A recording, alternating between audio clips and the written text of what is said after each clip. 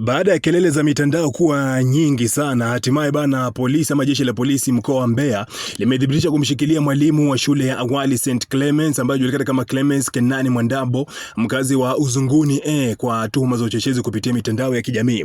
Mapema ilikuwa nimekupa taarifa kwamba Clemens Mwandambo bana alikuwa amekamatwa na watu ambao walikuwa hawajulikani kama ni polisi ama sio polisi, maana hakuwa na sare lakini pia hawakujitambulisha. Lakini kingine ni kwamba walikuwa na bunduki, alafu hawakutoa maelekezo ni kituo gani cha polisi ambacho watakuwa wanampeleka. Sasa kitu ambacho kilikuwa kimezua hofu na wasiwasi kwa mujibu wa ndugu yake ambaye alitoa taarifa hizo mapema leo hii hapa. Sasa baada ya kelele kuwa nyingi, imebidi jeshi la polisi waache kudhibitisha kwamba wao ndio wamemshikilia Clemens Mwandambo. Sasa kwa mujibu wa kamanda wa polisi wa mkoa huu, Mwandambo alikamatwa tarehe 21 Novemba, ilikuwa ni jana majira ya saa 5:20 asubuhi katika eneo la Uzunguni, akidaiwa kutoa na kusambaza ujumbe wa uchochezi na uchonganishi kupitia akaunti zake za Facebook pamoja na Instagram.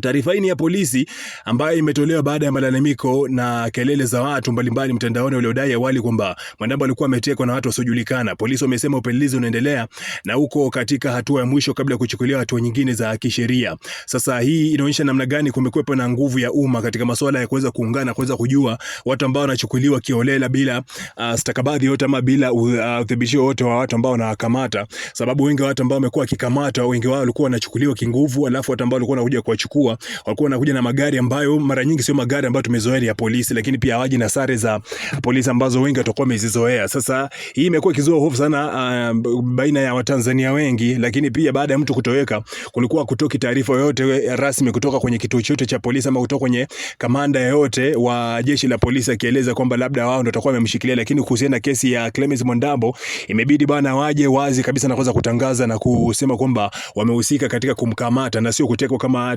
mwanzoni taarifa ilivyokuwa imeeleza. Sasa amekamatwa na ilikuwa ni jana tarehe 21 mwendo wa saa 5 majira ya saa 5 asubuhi, na ameshikiliwa na jeshi la polisi. Lakini pia kamanda akasema kwamba hatua za mwisho za upelelezi zinaelekea kukamilika, lakini baada ya hapo kitakachofuata ni kwamba hatua zingine za kisheria zitakwenda kuchukuliwa. Nadhani kwamba masuala ya kupelekana kwa mahakamani na vitu kama hivyo. Na maoni gani kuhusiana na hili bana? Drop kwenye mtandao pale chini kwenye uwanja wa comment. Niambie, unahisi kwamba Clemens Mwandambo atakuwa yuko na hatia kwa kuchochea ghasia kutokana na kwamba maudhui ambayo amekuwa akiarusha kwenye mitandao yake? Instagram yake bana ina clips nyingi sana ambazo zimekuwa zikitrend kwenye platforms tofauti tofauti. Unahisi kwamba kosa la uchochezi ambalo ametuhumiwa nalo ni kosa ambalo unahisi kwamba lipo ama atakuwa anaonewa? Niambie maoni yako kwenye uwanja wa comment.